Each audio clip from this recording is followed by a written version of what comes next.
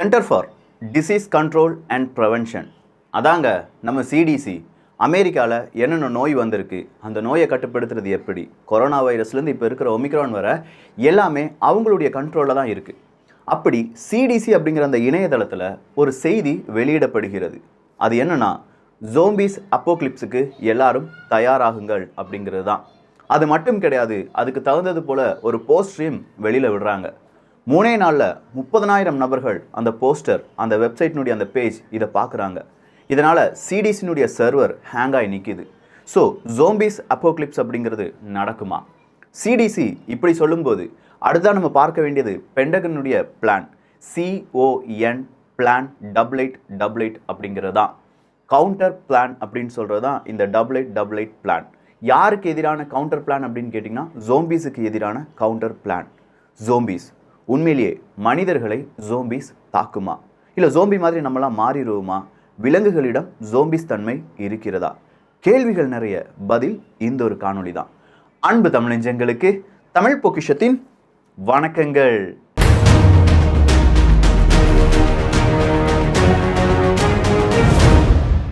Dealing with a zombie apocalypse அப்படிங்கிறது தான் சிடிசியினுடைய இணையதள பக்கமாக இருந்துச்சு. இந்த ஜோம்பிஸ் அப்போக்லிப்ஸ் அப்படின்னு சொல்கிற இந்த இணையதள பக்கம் இப்போ நீங்கள் சர்ச் பண்ணி பார்த்தீங்கன்னா எதுவுமே கிடைக்காது. பேஜ் நாட் ஃபவுண்ட் அப்படின்னு சொல்கிற ஒரு எரர் மெசேஜ் மட்டும் வரும். அதற்கான காரணம் சிடிசி அதை தூக்கிட்டாங்க. என்னடா ஜோம்பிஸ் அப்போக்லிப்ஸ் அப்படிங்கிறத 2004, 2011, 2019 இப்படி பலவிதமான நேரங்களில் நம்ம பேசிக்கிட்டே இருக்கோம். சொல்லப்போனால் கொரோனா வைரஸ் வந்துருச்சு, இந்த கொரோனா வைரஸ் எங்கிருந்து வந்திருக்கும் அப்படிங்கிறதே தெரியாமல் இருக்கும்போது இன்னொரு வைரஸ் வரும் அப்படின்னு சொல்லி பில்கேட்ஸ் அவர்களும் சொல்லியிருக்காங்க. உலகத்தில் இருக்கிற நிறைய விஞ்ஞானிகள் இதை விட கொடூரமான ஒரு வைரஸ் உலகத்தில் வரும் அப்படின்னு சொல்லியிருக்காங்க. அது ஏன் ஜோம்பி வைரஸாக இருக்காது அப்படிங்கிறது ஒரு கேள்வியாக இருக்குது. நிறைய பேர் என்ன நம்புறாங்க அப்படின்னு கேட்டிங்கன்னா, பாபா வாங்காவா இருக்கட்டும், நாஸ்ட்ரடமஸாக இருக்கட்டும், இவங்க சொன்னதில் ஜோம்பிஸ் வைரஸும் இருக்குப்பா, கண்டிப்பாக இது நடக்கும் அப்படின்னு சொல்கிறாங்க. உண்மையிலேயே இந்த ஜோம்பினா என்ன? ஜோம்பிஸ் அப்படிங்கிறது வேறு எதுவுமே கிடையாது, வாக்கிங் டெட் அப்படிங்கிறது தான். இறந்தவர்கள் எந்திரிச்சு நடப்பதா, இல்லை இறந்த மாதிரி இருக்கிற நபர்கள் நடப்பதா அப்படிங்கிறது மட்டுமே இங்கே கேள்வி. இந்த ஜோம்பி அப்படிங்கிறது நம்மளை அட்டாக் பண்ணிட்டாங்கன்னா, இதுவரையிலும் நம்ம பார்த்த ஜோம்பிஸ் எல்லாமே திரைப்படங்களில் பார்த்த ஜோம்பிஸ் மட்டும்தான். ரியல் லைஃப்பில் ஜோம்பிஸ் இருக்கா அப்படின்னு கேட்டால், நான் சொல்கிற சில விஷயங்கள் உங்களுக்கே கொஞ்சம் ஆச்சரியத்தை ஏற்படுத்தும். ஸோ ஜோம்பிஸ் அப்படிங்கிறவங்க நம்முடைய கற்பனையில் ஜோம்பிஸ் அப்படிங்கிறவங்கள யாராவது வந்து கடிப்பாங்க. அப்படி கடிக்கும் நபர் ஒரு ஜோம்பியாக இருந்தார்னா, கடி வாங்கினவங்களும் ஜோம்பியாக மாறிடுவாங்க. அப்படியே அசைவுகளாக இல்லாமல் கையெல்லாம் அப்படியே தூக்கிக்கிட்டு அப்படியே நடந்து வேறொரு நபரை அதிகமாக நம்ம என்ன செய்வோம், கடிக்க ட்ரை பண்ணுவோம். ஏன்னா நமக்குள்ள பசி அப்படிங்கிறது தூண்டப்படும், நம்முடைய மூளையினுடைய உணர்ச்சிகள் இங்கே துண்டிக்கப்படும் அப்படின்னு சொல்கிறாங்க. ஸோ மூளையினுடைய உணர்ச்சிகள் இல்லாட்டி மூளைக்கு தேவையான சிக்னல்ஸை ஏதாவது ஒரு வைரஸ் கட் பண்ணிட்டாங்கன்னா நாமளும் என்னது தான், ஜோம்பிஸ் தான். அப்படின்னா அந்த மூளையை கட் பண்ண இல்லாட்டி மூளையினுடைய அந்த தூண்டுதல் உணர்ச்சிகள் இதை கட் பண்ணும்போது அந்த வைரஸ் சொல்கிற மாதிரி நம்ம கேட்டோம்னா, உதாரணத்துக்கு சொல்கிறேன், எனக்கு பசிக்கவே இல்லை, ஆனால் இந்த மூளை அட்டாக் பண்ணியிருக்கிற வைரஸ் உனக்கு நிறைய பசிக்குதுரா அப்படின்னு சொல்கிற ஒரு சிக்னலை மூளைக்கு அனுப்பி விடுதுன்னா நான் என்னவா மாறிடுவேன், நானும் ஒரு ஜோம்பியாக மாறிடுவேன். ஸோ ரியல் லைஃப்பில் ஜோம்பிஸ் இருக்குதா அப்படின்னு கேட்டிங்கன்னா, சயின்ஸ் படி இருக்குது என்பது தான் நிதர்சனமான உண்மை. ஓஃபியோ கார்டிசெப்ஸ். இந்த ஓஃபியோ கார்டிசெப்ஸ் அப்படிங்கிறது ஒரு பூஞ்சையினுடைய இனம் அப்படின்னு சொல்லலாம். 200க்கும் அதிகமான வேரியன்ட்ஸ் அப்படிங்கிறது இருக்குது. இந்த ஓஃபியோ கார்டிசெப்ஸ் அப்படிங்கிற இந்த பூஞ்சை சில விதமான எறும்புகளை மட்டும் அட்டாக் பண்ணும். அப்படி எறும்புகளை அந்த ஃபங்கஸ் அப்படிங்கிறத அட்டாக் பண்ணிருச்சுன்னா அந்த எறும்பு என்ன தெரியுமா செய்யும்? அது அதுபடியே கேட்காது, உயரமான இடத்துக்கு ஏறி போகும். அப்படி உயரமான இடத்துல ஏறி போகும்போது எறும்புக்கு உயரம் அப்படிங்கிறது ஆகவே ஆகாது. அதுவும் சூரிய வெளிச்சம் படுற மாதிரி உயரமான ஒரு இடத்துக்கு எறும்பு போகுமா அப்படின்னு கேட்டால் இல்லவே இல்லை. ஆனால் இந்த ஓஃபியோ கார்டிசெப்ஸ் அப்படிங்கிற இந்த ஃபங்கஸ் அட்டாக் ஆன எறும்பு உயரத்துக்கு போகும், உயரத்தில் போய் இறந்து விடும். அப்படி இறப்பதால் இந்த ஓஃபியோ கார்டிசெப்ஸ் அப்படிங்கிற இந்த ஃபங்கஸ் அந்த எறும்புகளுடைய உடலிலிருந்து வளர ஆரம்பிக்கும் அப்படின்னு சொல்கிறாங்க. ஸோ ஒரு எறும்பு இங்கே ஜோம்பியாக மாற்றப்படுகிறது.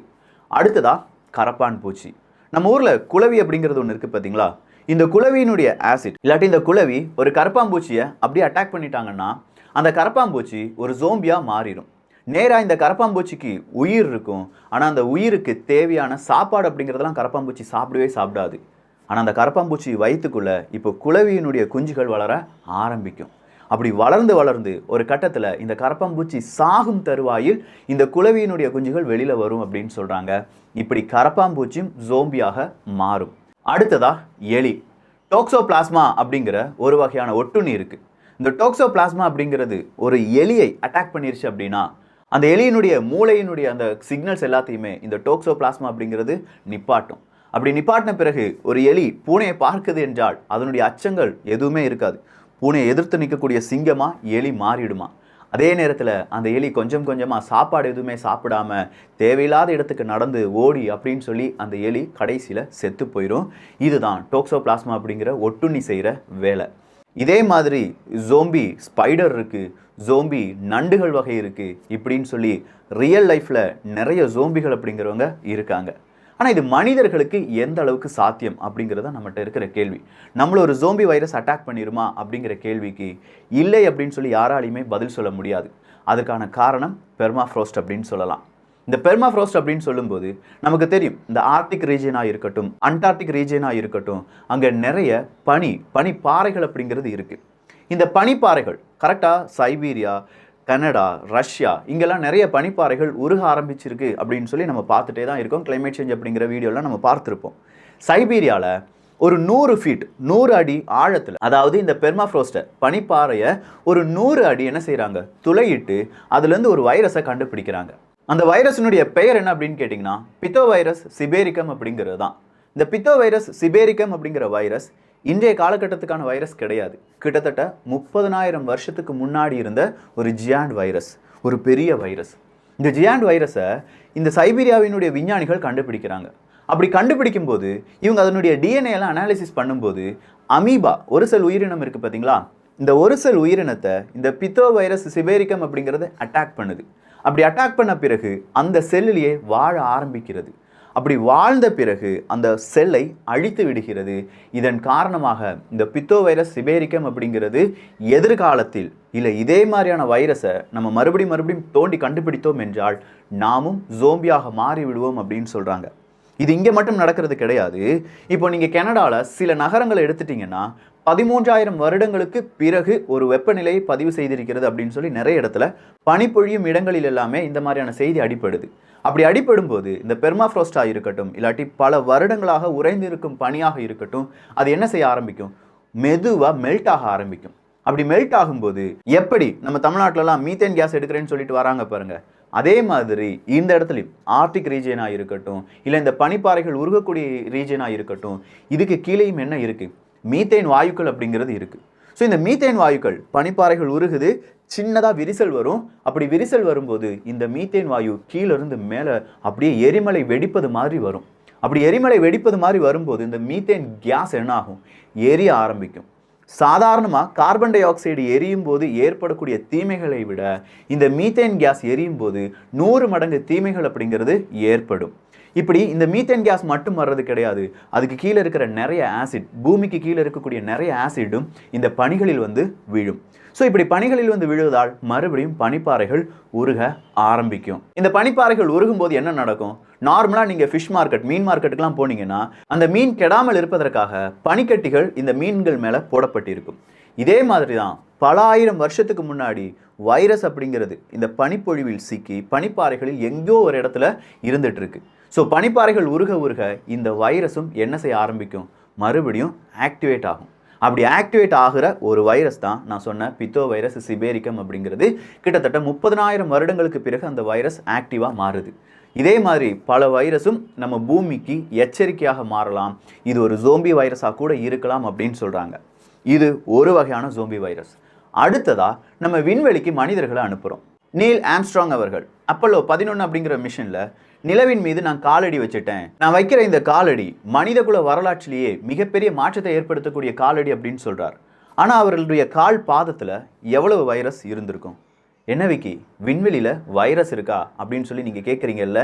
இதே நீல் ஆம்ஸ்ட்ராங் அவர்கள் நிலவின் மீது காலடி வச்சுட்டார் அப்படின்னு சொல்லி பூமிக்கு கொண்டு வரப்படுகிறார். ஆனால் சாதாரணமாக கொண்டு வரப்படவில்லை. பூமிக்கு வந்த உடனே அவரை குவாரண்டைனில் வைக்கிறாங்க. ஃபர்ஸ்ட் மொபைல் குவாரண்டைனில் வைக்கிறாங்க. அடுத்ததாக நீண்ட நெடிய நாட்கள் வேறொரு இடத்துல, அதாவது ஜான்சன் ஸ்பேஸ் சென்டரில் ஒரு பெரிய குவாரண்டைனில் வைக்கப்படுகிறார் நீல் ஆம்ஸ்ட்ராங் அவர்கள். அதற்கான காரணம் லூனார் ஜோம்பிசம் அப்படிங்கிறது தான். ஸோ நிலவில் இந்த மாதிரியான வைரஸ் பேத்தஜன்ஸ் இருக்க வாய்ப்புகள் இருக்குது, நுண்ணுயிர்கள் இருக்க வாய்ப்புகள் இருக்குது. அந்த நுண்ணுயிர்கள் இந்த மாதிரி இவருடைய உடம்பில் வந்திருக்கலாம், அது பூமிக்கு வரும்போது ஆக்டிவேட் ஆகலாம் அப்படின்னு சொல்லி தான் பயப்பட்டாங்க. இதே மாதிரி நம்ம நிறைய கிரகங்களுக்கு நிறைய விதமான விண்கலத்தை அனுப்புகிறோம். அந்த விண்கலத்திலேருந்து நிறைய விதமான சாம்பிள்ஸ் அப்படிங்கிற அந்த கிரகங்களிலிருந்து எடுக்கப்படுகிறது. அப்படி வர்ற சாம்பிள்ஸை சாதாரண ஒரு லெபார்ட்டரியில் வச்சு செக் பண்ணுவாங்களா அப்படின்னு கேட்டால் கிடையாது. நிச்சயமாக பிஎஸ்எல், அதாவது பயோ சேஃப்டி லெவல் 4 அப்படிங்கிற லெபார்ட்டரியில் வச்சு தான் செக் பண்ணுவாங்க. உகான் லேப் அப்படிங்கிறதும் பிஎஸ்எல் டைப் 4 லேப் தான். சொல்லப்போனால் மனிதர்கள் மிக கொடூரமான வைரஸை இந்த இடத்துல வச்சு தான் செக் பண்ணணும் அப்படிங்கிறதுக்கான எக்ஸ்ட்ரீம் லேப் தான் பிஎஸ்எல் 4 டைப் லேப்ஸ். ஆனால் வேற்று கிரகங்களிலிருந்து எடுக்கக்கூடிய இந்த மாதிரியான சாம்பிள்ஸில் அதை விட கொடூரமான வைரஸ்கள் இருக்கலாம், பேத்தஜன்ஸ் இருக்கலாம் அப்படின்னும் அதை இன்னும் கொஞ்சம் ஃபில்டர் பண்ணி தான் எடுக்கணும் அப்படின்னு சொல்லி நாசா பல கட்டுப்பாடுகளை விதித்திருக்கிறது. இன்றைக்கி இது பேசும்போது ரொம்ப சிம்பிளான விஷயமா இருக்கலாம். நாளைக்கு விண்வெளி பயணம், விண்வெளி சுற்றுலா, இல்லை பல உபகரணங்கள் விண்வெளியிலிருந்து இங்கே வருது, நாம் சாம்பிள்ஸை எடுத்துட்டோம் அப்படின்னு சொல்லும்போது ஏதோ வகையில் பூமிக்கு எதிர்பாரா விதமாக ஒரு வைரஸ் இங்கே கொண்டு வந்துட்டாங்கன்னா பூமியில் அது ஸ்ப்ரெட் ஆயிடுச்சுன்னா என்ன நடக்கும்? நான் சொன்ன பனிப்பாறைகள் உருகும்போது 30,000 40,000 வருடங்களுக்கு முன்னாடி இருக்கக்கூடிய ஒரு வைரஸ் ஆக்டிவேட் ஆயிடுச்சுன்னா என்ன நடக்கும்? இதை மனித சமுதாயம் எப்படி எதிர்கொள்ள போகிறது? இதுக்காகத்தான் பென்டகன் CON பிளான் 8888 அப்படிங்கிற ஒரு பிளானை போட்டாங்க. சிடிசி அப்போக்லிப்ஸ், ஜோம்பிஸ் அப்போக்லிப்ஸுக்கு தயாராகுங்கள் அப்படின்னு சொல்லி ஏதாவது எமர்ஜென்சிக்கு எப்படி தயாராக வேண்டும் அப்படிங்கிறதுக்காகத்தான் நாங்கள் இந்த ஒரு ஆர்டிக்கலை போட்டோமே தவிர உண்மையான ஜோம்பிஸுக்காக இந்த ஆர்டிக்கல் போடவில்லை அப்படின்னு சொல்லி சிடிசி அந்த பக்கத்தை ரிமூவ் பண்ணாங்க. ஸோ சிடிசியை பொறுத்த வரைக்கும் ஜோம்பிஸ் அப்போக்லிப்ஸ் அப்படிங்கிற ஒரு வார்த்தை பயன்படுத்தப்பட்டது. ஆனால் அது சாதாரண ஒரு விஷயத்துக்காக இல்லாட்டி எமர்ஜென்சியை எப்படி சமாளிக்க வேண்டும் அப்படிங்கிறதுக்காக மட்டுமே தவிர ஜோம்பிஸ்க்காக கிடையாது அப்படின்னு சொல்லி தவறான ஒரு பதிவாக இதை மாற்றிவிட்டோம் அப்படின்னு சொல்லி மன்னிப்பு கோரினார்கள். ஆனால் எதிர்காலத்தில் மனிதர்களுக்கு ரொம்பவே கொடூரமான ஒரு வைரஸ் இந்த மாதிரியான இடங்களிலிருந்து வருமா வராதா? இந்த கேள்விக்கு நீங்களே பதிலை சொல்லிருங்க. ஜோம்பிஸ் அப்போக்லிப்ஸுக்கு தயாராகுங்கள். ஸோ இந்த ஒரு காணொலி பற்றி உங்களுடைய கருத்துக்கள் இங்கே வரையறுக்கப்படுகின்றன. எல்லோரும் தமிழ் பொக்கிஷத்தில் இணைந்திருங்கள். நல்லதை பகிர்ந்து நல்ல சமுதாயத்தை உருவாக்குவோம். நன்றி, வணக்கம்.